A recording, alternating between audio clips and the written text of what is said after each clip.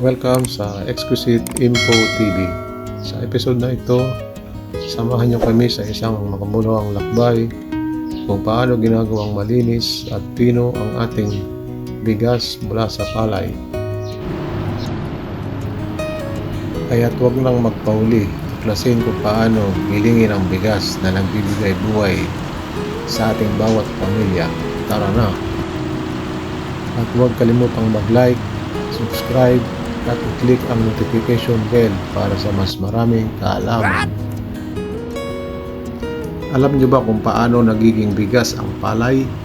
Simple lang, parang magic. Eto, panoorin niyo na tong video. Parang kaalaman.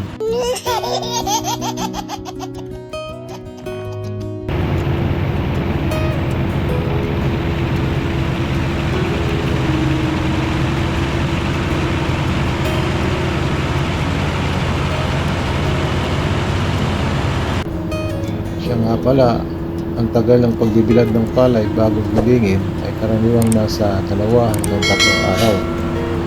Depende sa init ng araw at panahon. Kapag tag-init, kung ang araw ay mainit, maaaring matuyo ito ng 1 hanggang 2 araw kung regular na inahalo ang palay para pantay ang pagkakatuyo. Kapag hindi gaanong mainit ang araw, aabutin ng 3 araw o higit pa bago tuloy ang matuyo. Dapat maabot ang 14% moisture content bago dalhin sa gilingan. Kapag mas mataas dito, pwedeng masira ang gilingan o masira ang bigas.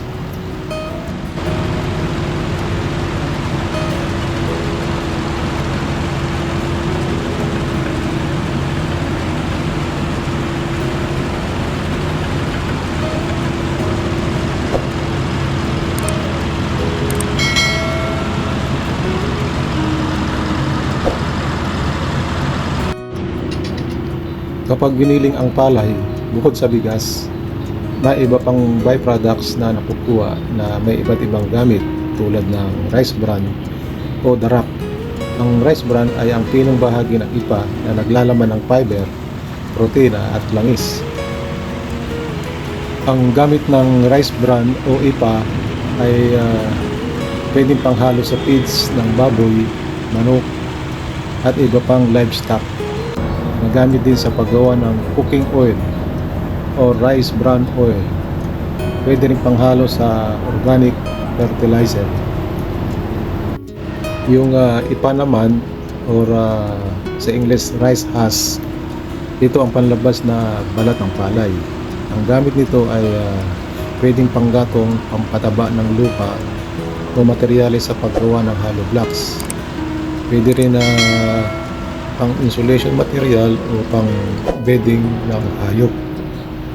Ang binlid naman o sa English broken rice, ito yung mga basag na butil ng bigas na hindi na isasama sa mga buo.